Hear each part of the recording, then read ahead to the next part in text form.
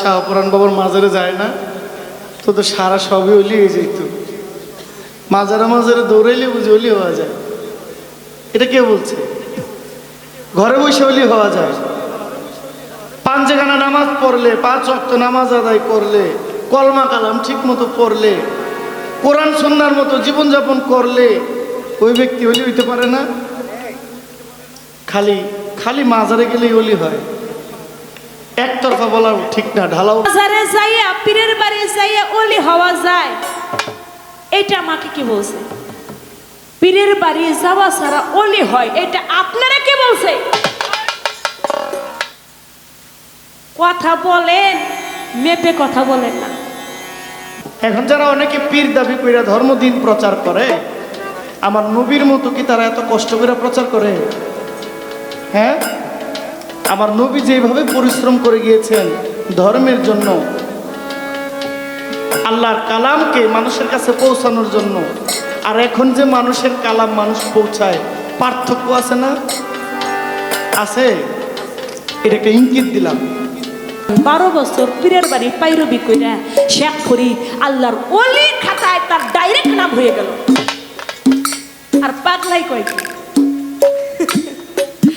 পাগলাই কয় পীরের বাড়ি যায় না ওলি হওয়া যায় না। এই জন্যই তো পাগলা, এই জন্যই পাগল পাগলি কথাবার্তাই বলে।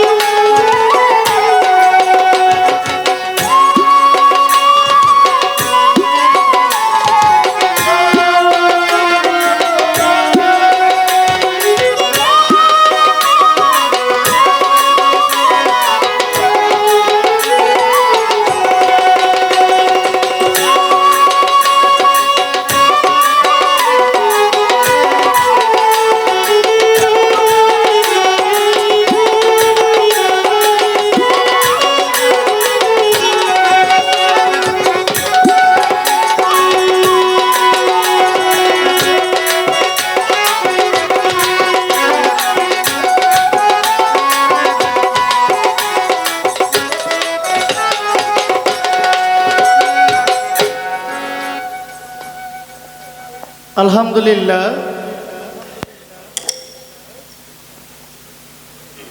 খুব ভালো ভালো কথা বললেন। কোরআন পড়ে কেউ ওলি হইতে পারে।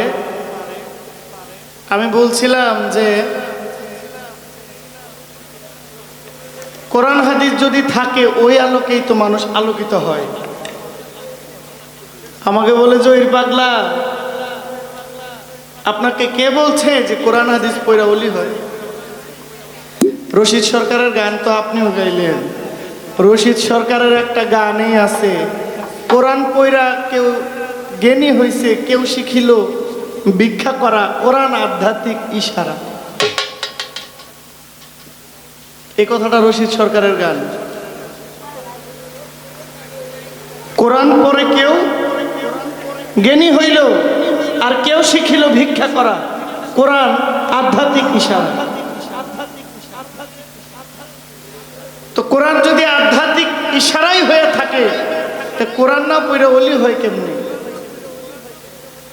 যদি কোরআনের পয়রা, একটা হলো কোরআন পয়রা, এখানে অনেকে আছে কোরআন শরীফ পড়তে পারে, পড়াটা না, কোরআন সুন্নাহ মোতাবেক, কথাটি এটা না। কোরআনের আলোয় আলোকিত হইয়া ঘরে বসে ওলি হওয়া যায়। পাঁচগানা নামাজ পড়লে, 5 ওয়াক্ত নামাজ আদায় করলে, কলমা কালাম ঠিক মতো পড়লে, কোরআন সুন্নাহর মতো জীবনযাপন করলে ওই ব্যক্তি অলি হইতে পারে না। খালি খালি মাজারে গেলেই অলি হয়, একতরফা বলা ঠিক না, ঢালাওভাবে বলা উচিত না। একটা লোক মাজারে গেল, পীরের সঙ্গ নিল, পীরের সেবা করলো, কিন্তু এই লোকের আখলাক ঠিক হইল না। আখলাক মানে হলো চরিত্র। আখলাক কি? তো কোরআন শরীফে চরিত্রের কথা আছে না? চরিত্র কিভাবে সুন্দর করতে হয় সেই কথা আছে না? তাই কোরআন পড়লে বুঝলে তো চরিত্র ঠিক হইব, তারপরেই তো পীরের দরবারে গেলে এটা কাজে লাগবে। কোরআনকে কখনো অবমাননা করার সুযোগ নাই। আমি একটা গান গাই, আমার গানটা খুব ছোট একটা গান। একটা প্রশ্ন করলেন,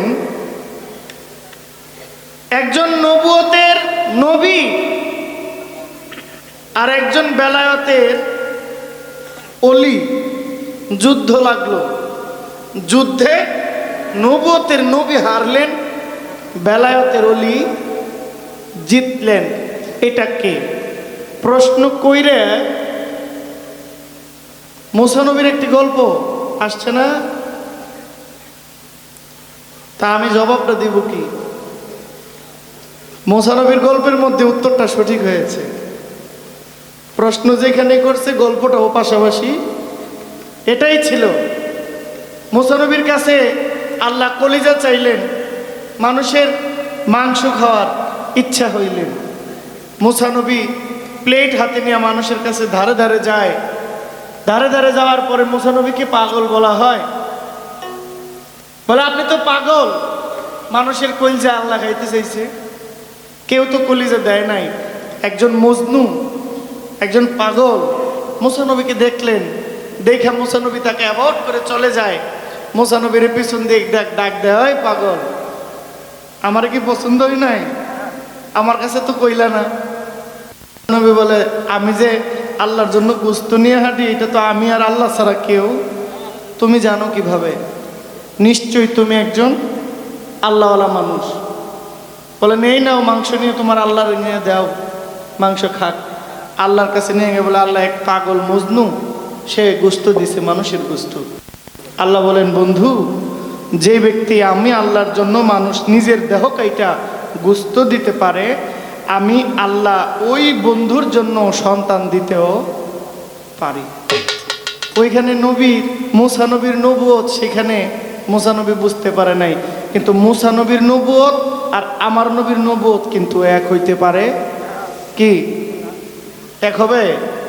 জবাবটা আপনি দিয়ে গেছেন। তারপরেও আরেকটা কথা আমি বলি, আমার একটা গান, আমার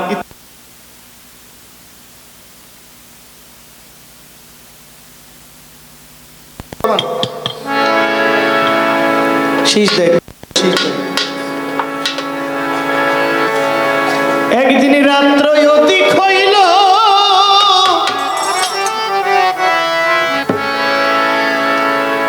আমার নবীর কেউ না সঙ্গে ছিল, করিতে গেলেন নবী ইসলাম জারি।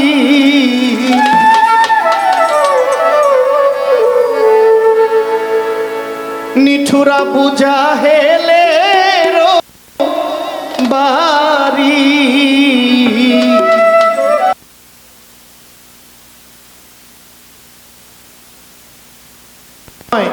কিন্তু নবুয়ত প্রকাশ পাইলেন 40 বছর বয়সে। কয় বছর? 40 বছর বয়সে নবীকে প্রকাশ দিলেন। এখন থেকে আপনি তরিকা প্রচার করেন, এখন থেকে আপনি আপনার ধর্ম প্রচার করেন। ঠিক তখনই আমার নবী যে আবু জাহেলের কাছে ছুটে গেলেন ধর্ম প্রচার করার জন্য। একটি গান। একদিন রাত্র নিশি হইল, নবীর কেউ না সঙ্গে ছিল, করিতে গেলেন নবী ইসলাম জারি। আবু জাহেলের বাড়ি গো, আবু জাহেলের বাড়ি। একদিন রাত্র নিশি হইল, কেউ না সঙ্গে ছিল, করিতে গেলেন নবী ইসলাম জারি। আবু জাহেলের বাড়ি গো, আবু জাহেলের বাড়ি।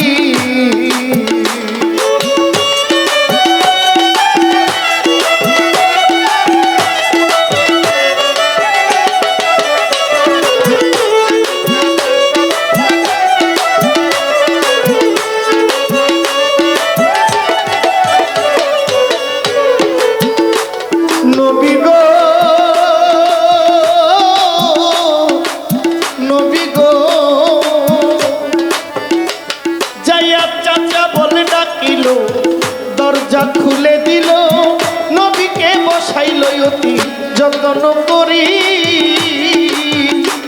যাইয়া চাচা বলে ডাকিল,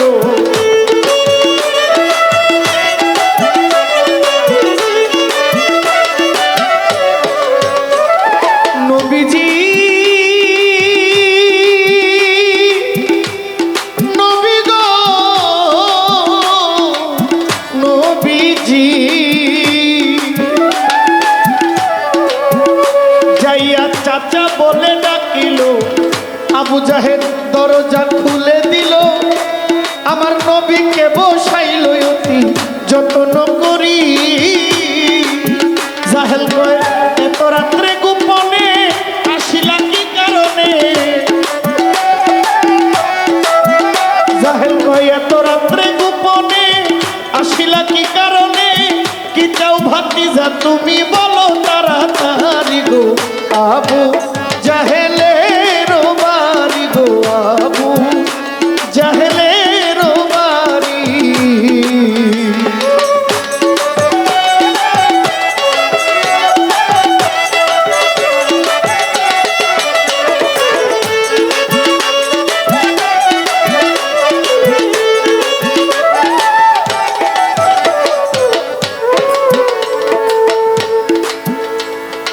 আমি গীবত করলে বিষয়টা সুন্দর হয় না। ওই যে আগে একেবারে শুরুতে বলছিলাম যে কথার প্রসঙ্গে যদি কথা আসে এটা তো না কইয়া পারা যায় না, তাই না বাবা? আমার নবীর নবুয়ত ছোট আর বেলায়েতের যে পালাটা আপনারা সাক্ষী দিবেন। আমার নবী যেভাবে দিন ধর্ম প্রচার কইরা গেলেন, বর্তমানে বেলায়েতের পীরমা শায়েখ যারা এই কথাগুলো ইন্টারনেটের মাধ্যমে দেশ বিদেশের মানুষ জানবে, শুনবে, দেখবে। আমি তো মাজার নিয়েই চলি, যদিও পালাটা আমার নবুয়ত, আমি তো মাজারের বিপক্ষে না, কিন্তু যেটা হক তো হক। আমার নবী যেভাবে খেজুর পাতার বিছানায় থাইকা ধর্ম প্রচার করে গেছে, এই বর্তমান জামানায় যারা অলিয়া উলিয়া সবাই না, ঢালাও ভাবে বলা বেয়াদবি, আল্লাহ মাফ করুন। আমার নবীর গানটা পুরোটা শুনেন। ধর্ম প্রচার করতে গিয়ে নবী মাইর খাইছে, আর এখন ধর্ম প্রচার করতে হইলে আরাম আয়েশ কোনো কিছু কমতি আছে? কই নবুয়ত কই বেলায়ত? আমরা এটাকে পুঁজি করে রাখছি, এটাকে আমরা পুঁজি করে রাখছি। ওই যে ত্যাগ, যারা ত্যাগ করেছে তারা স্বর্গসুখ পেয়েছে, যারা ত্যাগ করে নাই তাদের বাহাদুরিটা ক্ষণিকের। কি বাবা? ক্ষণিকের।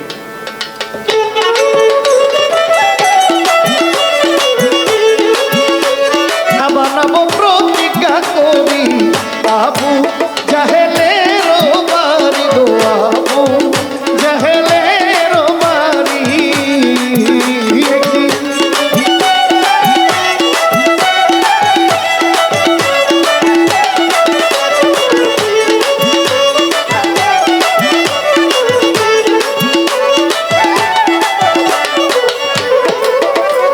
নবীজি নবী গো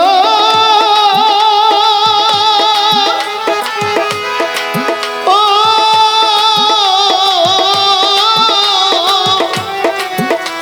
নবী গো, নবী আরো আছে বহু ধন আমার কাছে, অমূল্য রতন, তোমার হীরা কাঞ্চন মণি মুক্তা দিতেও পারি। আমার আল্লাহ বলেন, বন্ধু আমি আপনাকে তুর পাহাড়ের সমান একটা স্বর্ণ আমি আপনাকে দিয়ে দেই। আমার নবী বলেন, বন্ধু ওগো আমার আল্লাহ, এই তুর পাহাড়ের মতো সমান স্বর্ণ যে আমারে দিবেন, এই স্বর্ণ কি আমার উম্মত পাবে না আমার জন্য? আমার নবী বলেন, এই সম্পদ কি আমার একা না এর ভাগ আমার উম্মত পাবে? আল্লাহ বলেন, বন্ধু এই সম্পদ কারো জন্য না, শুধু তোমার জন্য। আমার নবী বলেন, আমি সেই নবী না, আমি সম্পদের পাহাড় বানায়া প্রাসাদ বানায় থাকবো, আমার উম্মত না খেয়ে থাকবো।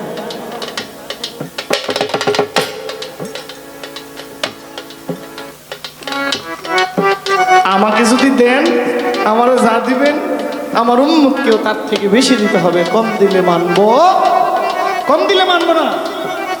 আর আবু জাহেল বলে, তুমি যদি বাদশা হইতে চাও, আরবের বাদশা বানাবো।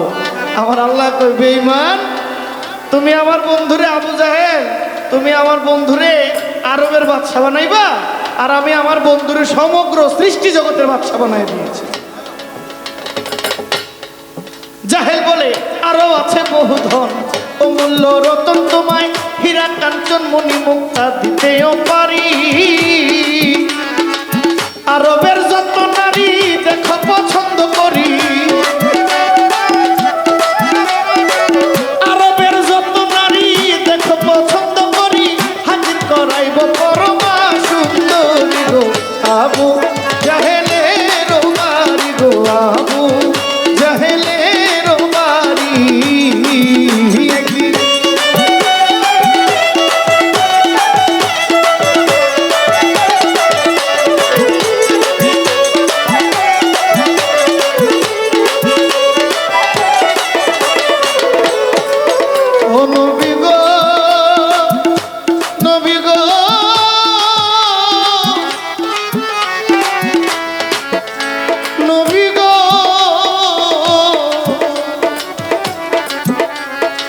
আমার নবী বলেন, চাচাজি এবার আমার নবীর পালা। এতক্ষণ গেছে আবু জাহেলের বলা, এবার সময় আসছে নবীর বলা।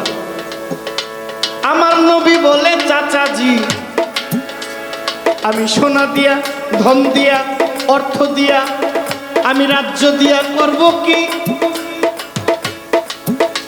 আমার একটা কথা রাখেন চাচা, অনুরোধ করি। আমার নবী বলেন, চাচাজি আমি হামজার স্ত্রীর নাম হলো দুধমা হালিমা। দুধমা যার কাছে নবীজি বিগত দিন ছিলেন। আমার নবীজি বেশিরভাগ আদর পাইছেন আবুল আহাবের আদর, কিন্তু যখন আমার নবীজি দিন ধর্ম প্রচার করতে গেলেন, আবুল আহাব নবীর সঙ্গে বেমানি করছে। এই জন্য কোরআন শরীফে সূরা আসছেন, তাব্বাত ইয়াদা আবিল আহাবি ওয়া তাব, ভেঙে দাও আবুল আহাবের দুই হাত। যে আবুল আহাব নবীকে লালন পালন করলেন, নবীকে যত্ন নিলেন, নবীকে ভালোবাসলেন, কিন্তু নবীর সঙ্গে দুশ্মনী করলেন, আল্লাহর তরফ থেকে আয়াত নাজিল হয়েছে, ভেঙে দাও আবুল আহাবের দুই হাত। একটা কথা বলি, যদিও পালায় কথাটা বলা উচিত না, আমি জহির পাগলা হয়ে বলছি না, আমি একজন সাধারণ জনগণ হয়ে আমার সহশিল্পী চন্দ্রা সরকার, যিনি বেলায়েতের পালায় অলিদের সম্মান গাচ্ছেন। ইব্রাহিম নবীরও তো নবুয়ত ছিল, শুধু নবুয়ত একটা জিনিস, এটার প্রাধান্য এক, আলোচনা এক। আর বেলায়েতের যে ভাগটা, বেলায়েতের মধ্যে আমরা হযরত আলীকে বেশি প্রাধান্য দেই। কাকে প্রাধান্য দেই? হযরত আলীকে। আপনি এখানে একটা প্রশ্ন লিখে রাখেন, হযরত আলী আমার নবীর 3টা উপদেশ অমান্য করছে, 3টা আদেশ নবীর অমান্য করলেন। অমান্য করার পরেও তিনি বেলায়েতে সর্দার হইলেন। কেমনি? একটু বলবেন, তখনই বুঝবেন যে আমার নবীর নবুয়তটা কেমন ছিল, বর্তমানের বেলায়েতটা কেমন চলতেছে। পারবেন মিলাইতে? এই সমস্যাগুলো সমাধান করার ক্ষমতা আছে আমাদের? আমাদের নাই।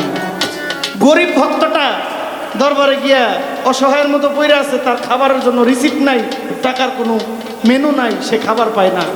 আর আমার মতো বড় লোক যেগুলো আছে, এগুলোর মেনু আছে, খাবার আছে, খাবারের ড্যাগ হ্যার নামে লিখে দেবে।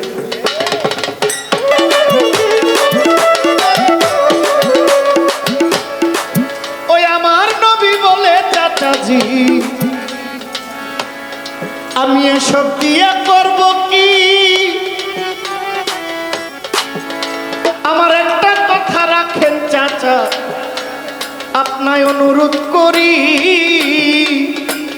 অনুরোধটা কি হইতে পারে?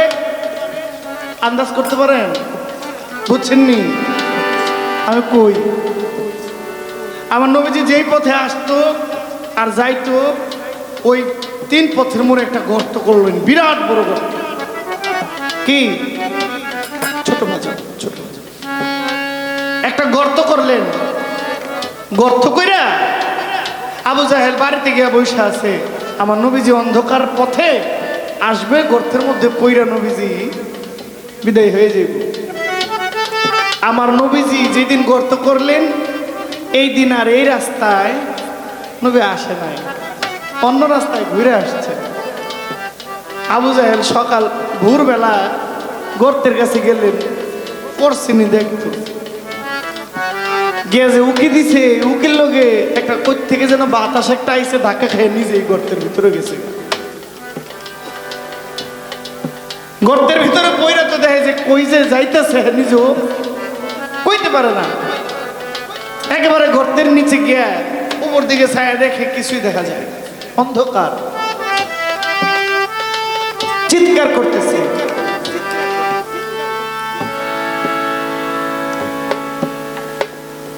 আমার সৈন্যরা কই,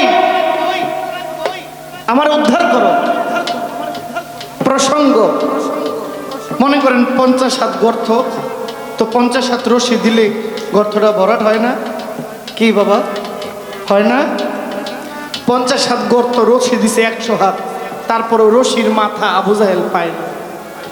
কয় আরো রশি দে, আরো ছাড়ে, কিন্তু যত রশি দেয় ওই রশি আবু জাহেলের হাত পর্যন্ত আর আসে না। নাগাল মানে রশি ধরলে টাইম দিয়া উঠাইব ওই সুযোগ নাই। আমার নবীজি বললেন, নবীজিকে খবর দিলেন, এই গর্ত থেকে আমার ভাতিজা ছাড়া ওঠানোর মতন ক্ষমতা কারো নাই, আমার ভাতিজারে খবর দে। আমার নবীজিকে খবর দিলেন, নবীজি আসলেন। আমার নবীজি তো জানতেন গায়েবের খবর, তিনি জানেন, তিনি গায়েবের খবর জানেন। আমার নবীজি মুস্কে হাসেন, চাচা আপনি গর্তের ভিতরে পড়ে গেলেন, এটা তো হইল না। বলে বাজান আমি তো তোমারে ফালানোর লাগে এটা করছি, আমি পড়ে গেছি, আমার উঠাও। তো একটা শর্ত আছে, একটা শর্ত আছে, উঠাইতে পারি, এক শর্ত। বলে কি? বলে আপনি পড়বেন কলেমা লা ইলাহা ইল্লাল্লাহু মুহাম্মাদুর রাসূলুল্লাহ সাল্লাল্লাহু আলাইহি ওয়াসাল্লাম। আপনি যদি এটা পড়েন আপনারা আমি গর্ত থেকে উঠাইতে পারি। আবু জাহেল বললেন যে ভাতিজা আমারে উঠাও, আমি পড়ব, আমারে উঠাও। বলে না চাচা আপনি পড়েন তারপরে উঠাবো। আবু জাহেল বলেন ভাতিজা তুমি আমাকে উঠাও, আমি কথা দিলাম আমি পড়ব। পড়বেন তো চাচা? হ পড়ব। আমার নবী বিসমিল্লাহ বলে ডান হাত গর্তের ভিতরে ছাইরা দিলেন, আবু জাহেলের হাতের সঙ্গে লাগে গেছে। সুবহানাল্লাহ। টান দিয়ে আমার নবীজি আবু জাহেলের উঠাইলেন।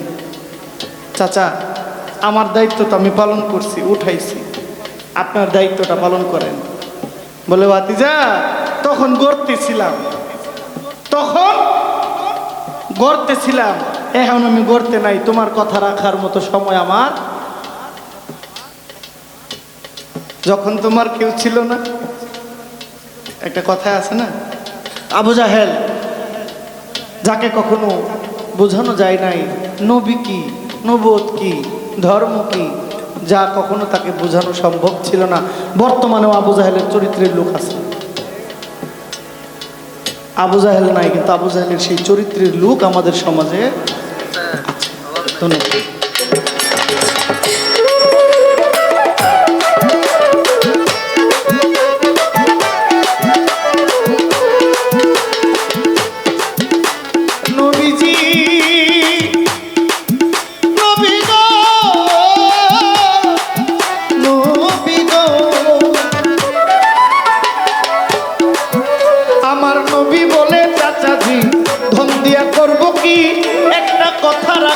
চাচা আমি অনুরোধ করি পড়লা ইলাহা ইল্লাল্লাহ মুহাম্মদ রাসূলুল্লাহ, লা ইলাহা ইল্লাল্লাহ মুহাম্মদ রাসূলুল্লাহ একবার কইলে খুশি হইতে পারি গো আবু জাহেলের বাড়ি গো, আবু জাহেলের বাড়ি।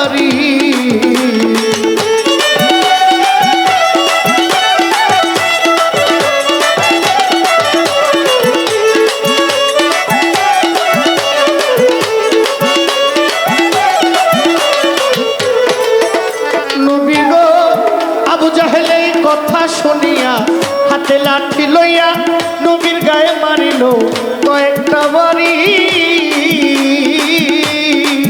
ও জাহেল এই কথা শুনিয়া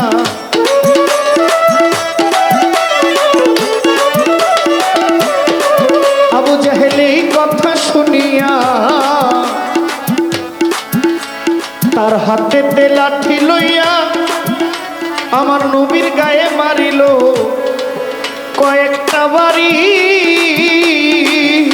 পরে লাঠির বাড়ির আঘাতে মাথা গেল ফেটে, লাঠির বাড়ির আঘাতে শরীর গেল ফেটে, মাটিতে খাইতেছে গড়াগড়ি। আবু জাহেলের বাড়ি গো, আবু জাহেলের বাড়ি।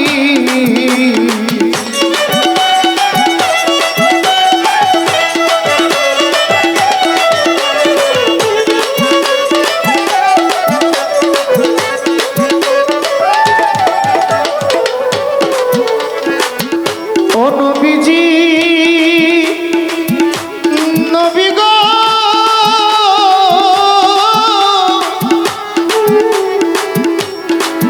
নবীজি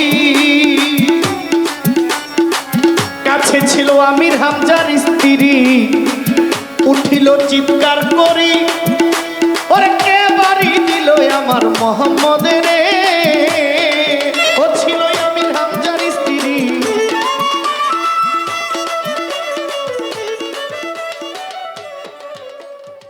শিল্পী বলা কওয়া আমার একটি কথা ছিল আল কোরআন মতে যে নবুয়তের একজন নবী, বেলায়েতের একজন অলি, দুজনে যুদ্ধ লাগলো। নবুয়তের নবী তিনি হেরে গেল, বেলায়েতের অলির জয় হইল। তিনি বললেন আমি আমার প্রশ্নের জবাব দিয়ে গিয়েছি, সুন্দর। সেজন্য ওইদিকে আর তিনি আর কথা ওই পর্যন্তই রেখেছেন। তারপরে একটু বলা ক রেখেছেন, ভালো সুন্দর সুন্দর সুন্দর কঠিন সুন্দর। এবার আমার কাছে প্রশ্ন রেখে গেছে একটি, কিন্তু গীবত করছে অনেক। হ্যাঁ, সেই গীবতগুলা কি? পীরের বাড়িতে বড় গরু নিয়ে গেলে তার আপ্যায়ন ভালো হয়, আর মুরগি যে নিয়ে যায় তার আপ্যায়ন তেমন ভালো হয় না। এই বুঝাইলো। আবার বলল মা গায়ের জোরে পাহাড় ধাক্কাইতে চাইতেছেন নাকি? পীরের বাড়ি যাই অলি হওয়া যায় না? পীরের বাড়ি যাওয়া ছাড়া কেউ কখনো অলি হতে পারে না। যদি পারত আমার শেখ ফরিদ আল্লাহর অলি, তিনি 12 বছর পর্যন্ত জঙ্গলে গিয়ে সাধন করছে, তার সাধনা ভজনা হয় নাই। গেল কার কাছে?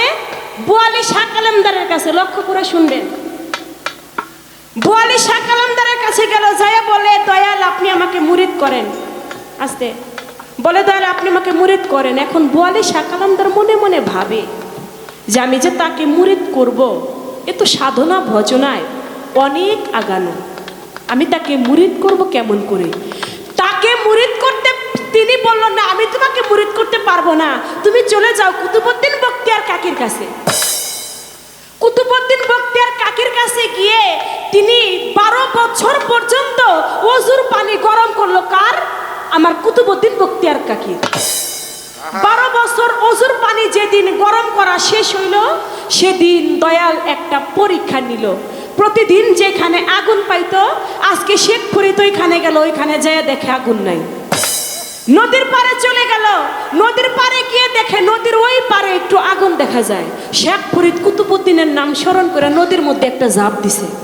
ঝাঁপ দিয়ে যখন মাছ দরিয়ার মধ্যে গেছে, যাইয়া দেখে মাছ দরিয়ার মধ্যে যখন চলে গেছে, আস্তে আস্তে করে নদীর মধ্যে ডুবে যায়। আমার কুতুবউদ্দিন বখতিয়ার কাকি একটা কলা গাছের ভেলা হয়ে শেখ ফরিদের বুকের মধ্যে লাগে। ওই কলা গাছটা বেয়ে বেয়ে নদীর ওই পার হইল। নদীর ওই পার হয়ে গিয়ে দেখে একটা সুন্দরী নারীর কাছে একটু আগুন দেখা যায়। বলে মা তুমি আমাকে একটু আগুন দিতে পারো? বলে আগুন দেব, একটা কথা আছে। বলে কি কথা? বলে তোমার আমার সাথে দৈহিক মিলন করতে হবে, তাহলে আগুন দেব। এটা বিলাইতের কথা। বলে আমি দৈহিক মিলন কি করে করব? আমার জীবন যৌবন সবকিছু আমার মুর্শিদ কুতুবউদ্দিনের চরণে দিয়ে দিছি। আমার বলতে কোনো কিছু নাই মা, আমি তোমার সাথে দৈহিক মিলন করতে পারবো না।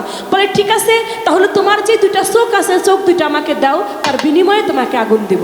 দুইটা চোখ উঠাইয়া ওই সুন্দরী নারীর হাতে দিয়ে বলে, আপনি আমার বাইরের চোখ দুটি নিতে পারলেন, কিন্তু আমার হৃদয়ে, আমার অন্তরের মধ্যে দুটি চোখ আছে, যে চোখ দিয়ে আমি আমার মুর্শিদ কেবলাকে দেখি। এই চোখ দুটি আপনি নিতে পারবেন না। দুটি চোখ উঠায় ওই নারীর হাতে তুলে দিল। ওই কলা গাছটা বেয়ে বেয়ে আস্তে করে নদী পার হইল। পার হয়ে শেখ ফরিদ আউলিয়া কুতুবউদ্দিনের কাছে যায়, কয় দয়াল 12 বছর আমার পূর্ণ হয়েছে, এই নেন আপনার ওজুর পানি, আমার আপনার আর মুরিদ করতে হইব না, আমি বাড়ি যাই গা। কয় কেন?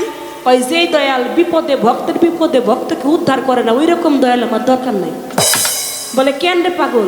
বলে আজকে আমি যখন বিপদে পড়লাম, আমি নদীর মধ্যে ঝাঁপ দিলাম, নদীর মধ্যে কোথাও আমি আগুন পাই না, নদীর মধ্যে ঝাঁপ দিয়ে যখন আমি মাছ দরিয়ার মধ্যে ডুবতে লাগলাম, তখন আমি কুতুবউদ্দিন বলে ডাকলাম, তুমি দয়াল কইছিলা, তুমি তো আমাকে সেদিন উদ্ধার করলা না, তখন উদ্ধার করলা না। বলে তাই বুঝি? বলে হ্যাঁ। বলে তোমার মতো দয়াল আমি চাই না, আমি বাড়ি চলে যাই। বলে ঠিক আছে, তুমি যাবার সমস্যা নাই। শেখ ফরিদ, তুমি যখন দয়াল কুতুবউদ্দিন বইলা নদীর মধ্যে ঝাঁপ দিলা, তখন একটা কলা গাছের ভেলা তোমার বুকের মধ্যে লাগছিল না? বলে হ্যাঁ দয়াল। বলে তুমি কলা গাছটাকে পার হয়ে যখন টেনে তুমি উপরে উঠাইলা, শেখ ফরিদ তুমি আমার পৃষ্ঠের মধ্যে একটু লক্ষ্য করে তাকিয়ে দেখো তো, আমার পৃষ্ঠটা চুলে রক্ত বের হচ্ছে। ওই কলা গাছটা কে ছিল শেখ ফরিদ জানো? ওই কলা গাছটাই ছিল তোমার মুর্শিদে মুকাম্মেল কুতুবউদ্দিন বখতিয়ার কাকি। একটা কলা গাছের ভেলা হয়ে তোমার সামনে এসে তোমার বুকের মধ্যে লেগেছিল, সে আর কেউ নাই, সে আমি তোমার মুর্শিদ কিবলা। বলে তাই বুঝি দয়াল? আমার চোখ দুইটা যে নারী নিয়ে গেল, উনি কে? বলে উনি আর কেউ নয়, উনি তোমার গুরুমা। তোমাকে পরীক্ষা করে দেখলো তুমি কতটা নিজেকে আয়ত্ত করতে পেরেছো, তুমি কতটা বেলায়েতি শক্তি তুমি ধারণ করেছো, তাই তোমাকে পরীক্ষা করে দেখলো। তোমার চোখে হাত দিয়ে দেখো, তোমার চোখ তোমার চোখের জায়গায় আছে।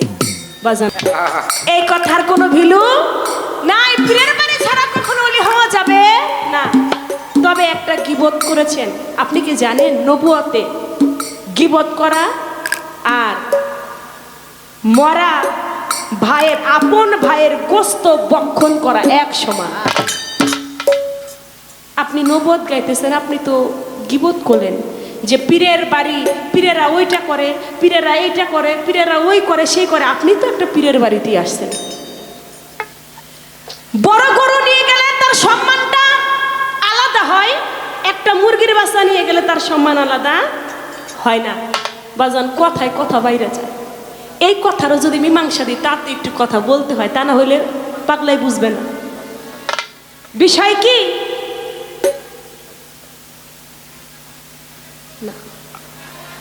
বরগুনার মধ্যে আল্লাহর একজন ওলি ছিল, যার নাম ছিল মিজান। না, ভক্তের নাম ছিল মিজান, আর দয়ালের নাম ছিল গফুর। ওই গফুর পাগলা একটা ভক্ত ছিল, নাম ছিল মিজান। একদিন ভক্তরা কয়, দয়াল আমরা আপনার বাড়িতে কত বড় বড় অনেক কিছু নিয়ে আসি, গরু নিয়ে আসি, মহিষ নিয়ে আসি, ছাগল নিয়ে আসি, কিন্তু আমাদেরকে ততটা বেশি একটা ভালোবাসেন না। কিন্তু মিজান ও আপনার তেমন কিছু দেয় না, আপনি ওরে কেন এত ভালোবাসেন? বলে দেখবি? বলে হ দয়াল। বা চল আমরা একটু মিজানের বাড়িতে যাই। বড় একটা ট্রলার নিয়ে মিজানের বাড়িতে গেছে। মিজানের বাড়িতে গেছে পরে পথের মধ্যেই মিজান দাঁড়িয়ে আছে। বলে মিজান, এই যে একটা জমি দেখতেছি, এই জমিটা কার মিজান? বলে দয়াল এটা আপনার। বলে মিজান, এই যে একটা গরু দেখতেছি তোমার জমির মধ্যে বাঁধা, এই জমি, এই গরুটা কার মিজান? বলে দয়াল এটা আপনার। বলে মিজান, এই যে ঘর, এই ঘর কার? বলে দয়াল এটাও আপনার। বলে মিজান, ওই যে দুটি ছোট ছোট সন্তান দেখতেছি, ছেলে মেয়ে দেখতেছি, এরা কার? বলে দয়াল এরাও আপনার। বলে ওই যে একটা সুন্দরী নারীকে দেখি, উনি কার? বলে দয়াল এও আপনার। বলে তাই?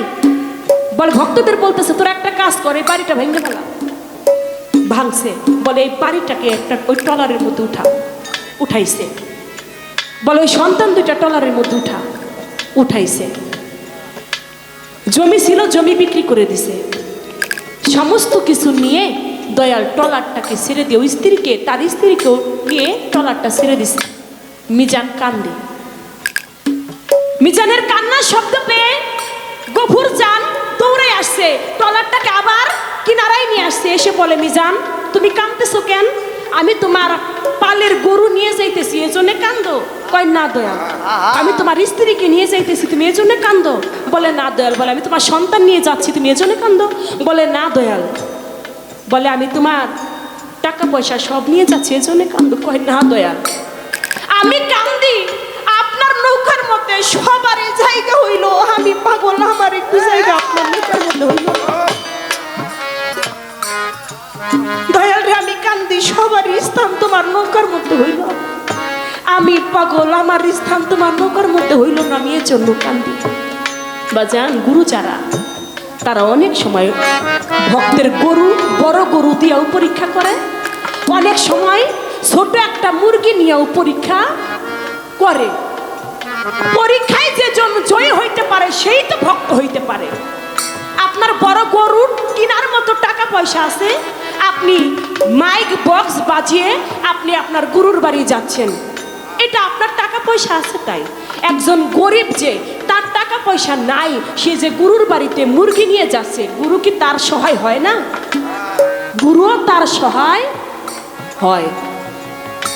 যদি নাই হবে, আমাদের গোপালগঞ্জের ভিতরে উরাকান্দের মেলা হয়, ইন্ডিয়া হতে হাজার হাজার লক্ষ লক্ষ ভক্ত আসে ওই উরাকান্দের মেলার মধ্যে। এক এক ভক্ত গিয়া দয়াল হরিচাঁদ ঠাকুরের কাছে এক এক কিছু চায়। কেউ বলে দয়াল আমার যেন একটা ছেলে সন্তান হয়, দয়াল হরিচাঁদ ঠাকুর বলে যা হবে। কেউ বলে দয়াল আমার যেন একটা কন্যা সন্তান হয়, দয়াল হরিচাঁদ ঠাকুর বলে যাও হবে। কেউ কেউ বলে দয়াল আমি ব্যবসা করি, আমার ব্যবসা খালি লস হয়, কয় যাও তোমার ব্যবসা উন্নতি হবে। যে যা চায় সবাইরই সব কিছু দিয়ে দেয়। অশ্বিনী নামক একটা ভক্ত ছিল, ওর নাই কিছুই, ও বাড়ি বাড়ি খায় ভিক্ষা করে। অশ্বিনী আর কিছু চায় না দয়াল হরিচাঁদ ঠাকুরের কাছে। অশ্বিনী বলে, অশ্বিনীকে দয়াল হরিচাঁদ ঠাকুর ডাক দিয়ে কয়, অশ্বিনী আমার হাজার হাজার ভক্ত কত জনে কত কিছু আমার কাছে চাইলো, তুই তো আমার কাছে কিছু চাইলি না। বলে দয়াল তোমার আছে কি আর তুমি আমার দিবা কি? যা যা ছিল তা তো কোটিপতি বড় লোক দিয়ে দিছো, এখন আমি গরিব, আমি কাঙ্গাল, আমার জন্য তুমি কি আছে আর কি বা দিবা? কয় না রে, তুই কাঙ্গাল তাতে কি হয়েছে, তুই আমার কাছে চা আমি তোকে দেব। বলে তাই, তাহলে তুমি আমার এই হাতটার মধ্যে হাত রেখে কথা দাও, আমি যা চাবো তুমি আমার তাই দিবা। বাবা খারাপ লাগে আপনার? বলে আমি যা চাই তুমি আমার তাই দিবা, আমার এই হাতে হাত রেখে কথা দাও। বলে ঠিক আছে।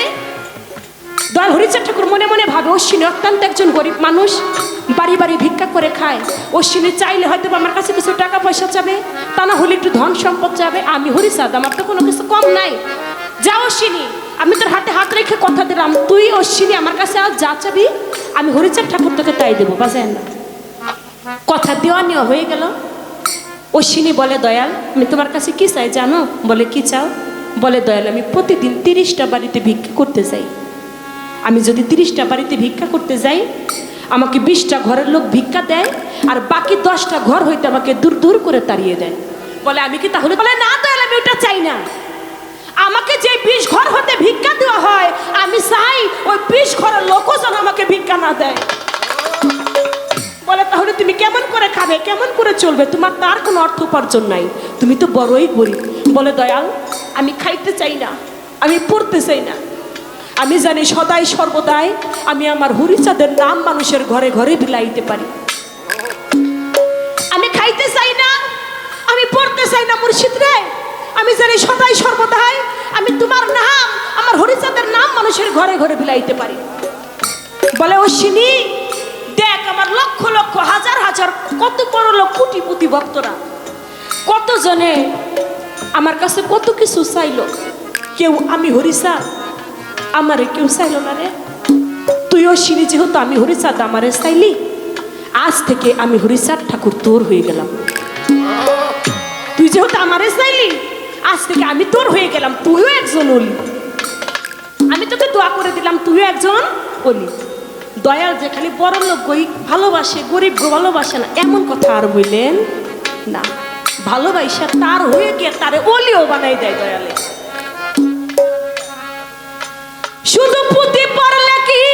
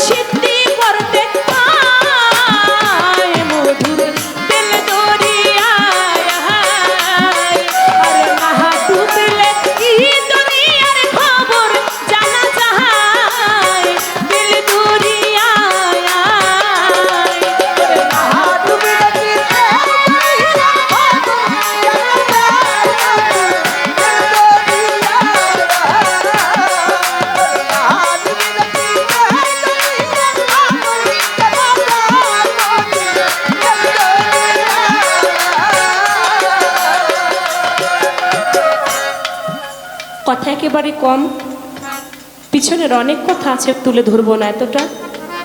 প্রশ্ন করেছেন, প্রশ্নের জবাবটাই দিয়ে দিই। প্রশ্ন করলেন আমার হযরত আলী করিমুল্লাহ জুহু, তিনি আমার আল্লাহর নবী তার 3টি আদেশ অমান্য করল। সেই 3টি আদেশ কি অমান্য করল? তারপরও তিনি বেলায়েতের অলি। একদিন আমার দয়াল নবী আমার হযরত আলীকে বলে, হযরত আলী তুমি সব দিক যাও, তুমি দক্ষিণ দিকে যাও না। হযরত আলীকে বলে, হযরত আলী তুমি সব দিক যাও, দক্ষিণ দিকে যাও না। হযরত আলী মনে মনে কয়, আমার দয়াল নবী সব দিক যাইতে বললো, আমাকে দক্ষিণ দিকে যাইতে নিষেধ করলো কেন? মনের ভিতরে আর তার ভালো লাগে না। তিনি কি করলো? ওই দক্ষিণ দিকেই গেল। দক্ষিণ দিকে গিয়া হযরত আলী কিছু কিয়ামতের নমুনা নিশানা দেখে আসছিল। এত বড় কাহিনী আমি বলবো না। আমার দয়াল নবী দক্ষিণ দিকে যেতে তাকে নিষেধ করে, দক্ষিণ দিকেই হযরত আলী যায়। আর ওইখানে গিয়ে কিছু কিয়ামতের নিশানা হযরত আলী দেখে। দেখে বেড়ায় ক্ষেত খায়, ফসল খাইলাম, বেড়ায় ফসল খায়। এগুলো কিয়ামতের নিশানা। একটা পুষ্কুনি হতে আর একটা পুষ্কুনিতে পানি পড়তেছে। এই যে এমনি ভাবে কিছু কিয়ামতের নিশানা হযরত আলী ওইখানে দেখে আসলো।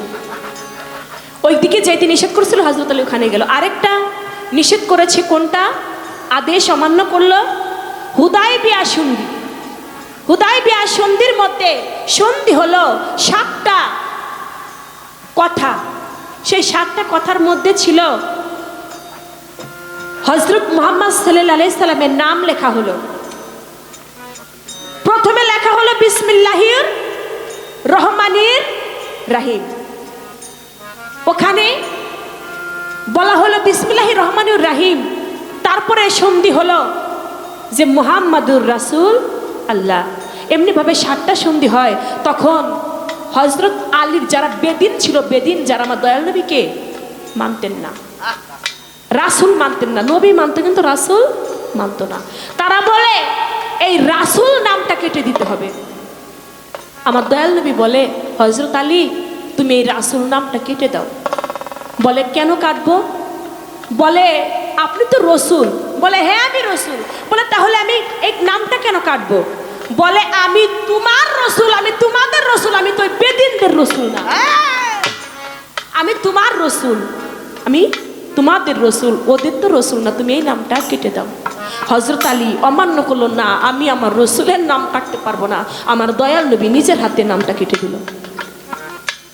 আমার দয়াল নবী তিনি নিজেই নিজের হাতে নামটি কেটে দিল। তিনি অমান্য করলো, ওই নামটি কাটলো না। বদরে যুদ্ধের মধ্যে বলা হলো তুমি গুহা ছাইরো না, কিন্তু দেখা গেল হযরত আলী সেই গুহা দিয়েই আমার রাসূল আকরাম সাল্লাল্লাহু আলাইহি ওয়াসাল্লামের কাছে আসলো। এই হলো 3টি কথা, 3টি আদেশ আমার দয়াল নবীর অমান্য করেছিল। অমান্য করাতেও, অমান্য যেটা সেটা, এটা অমান্য ধরলে ধরা যায়, আবার না ধরলে এটা অমান্য না। এটা আমার দয়াল নবীকে মহব্বত করেছে, আমার দয়াল নবীকে ভালোবেসেছে। রাসূল নাম তিনি কাটতে চান নাই, এটা তার মহব্বত ছিল। কারণ হযরত আলী তো তখন বেলায়েত প্রাপ্ত না, হযরত আলী জন্ম নেওয়ারও আগে বেলায়েত প্রাপ্ত। হযরত আলী দুনিয়ার মধ্যে আসে নাই, তার আগেও হযরত আলী বেলায়েত প্রাপ্ত। হ্যাঁ, আমার মক্কার ঘরে জন্ম নিল হযরত আলী। জন্ম নিয়ে হযরত আলী খায় না, কত কথা এসে পড়ে, খায় না, তাকায় না, দেখে না। আমার হযরত আলীর মা জননী চিন্তায় পড়ে যায়। কাবা ঘরে জন্ম নিল হযরত আলী, হযরত আলী জন্ম নিয়ে খায় না, তাকায় না, কিছুই দেখে না। আমি মা, আমার সাথে একটা কান্নাও করলো না, একটু আমি মা আমার দুধ পান করলো না। এদিকে আমার দয়াল নবী আসে, আইসে বলে মা, কাকিমা আপনার গৃহে নাকি আমার ভাই জন্ম নিছে, কই দেন তো আমার কোলে। কই তুই কারে কোলে নিবি? যারে কোলে নিতে চাচ্ছিস সে হযরত আলী জন্ম নিয়েছে আজকে 3 দিন কাবা ঘরে। হযরত আলী যে একটা বার চক্ষু মেলে আমি মা, আমাকে দেখলো না। আমি মা, আমার একটু দুধ পান করলো না, একটু কান্না করলো না। তুমি কাকে কোলে নিতে চাও? বলে দাও তুমি আমার কোলে। যখন আমার দয়াল নবী কোলে নিল হজরত আলীকে, কোলে নেওয়ার সঙ্গে সঙ্গে দু চোখ মেলে আমার দয়াল নবীর মুখের দিকে তাকাই। সূরা মুমিনের 11 আয়াত শিশু বাচ্চা পড়ে পড়ে শুনাইল। আমার দয়াল নবীর জিহ্বা মুবারক হযরত আলীর মুখের মধ্যে ধরা হলো। একটা শিশু বাচ্চা যেমন করে মায়ের স্তন পান করে, ঠিক তেমনি ভাবে হযরত আলী আমার দয়াল নবীর জিহ্বা মুবারক টানতে লাগলো। মা জননী চিন্তায় পড়ে গেল, কি ব্যাপার? মোহাম্মদ হযরত আলী জন্ম নিল 3 দিন, এর মধ্যে কোনো এই 3 দিনের মধ্যে কিছুই না, তুমি কোলে নেওয়ার সঙ্গে সঙ্গে এই ভাব, এই কারণটা কি? তখন আমার দয়াল নবী বলে, কাকিমা, সৃষ্টির মূলেই হযরত আলীর সাথে আমার সাথে ওয়াদাবদ্ধ ছিল, এই পৃথিবীতে জন্ম নিয়ে হযরত আলী আমার মুখ না দেখে পৃথিবীতে কোনো মানুষের মুখ হযরত আলী দেখবে না। আমার মুখে লালা মুবারক পান না করে হযরত আলী মায়ের দুধ পান করবে না, আমাকে না দেখে কিছুই সে দেখবে না। এটা ধরা সৃষ্টির মূলেই হযরত আলীর সাথে আমার সাথে ওয়াদা ছিল। হযরত আলী কি তখন বিলায়াত প্রাপ্ত নাকি? হযরত আলী তো সৃষ্টির মূলেই বিলায়াত প্রাপ্ত। এই বিষয়টাও হয়তো বা আপনার জানা আছে, জানা থাকলেও বলবেন না, কারণ নিজের পালা তো ভারী করতে হবে। স্বয়ং রূপে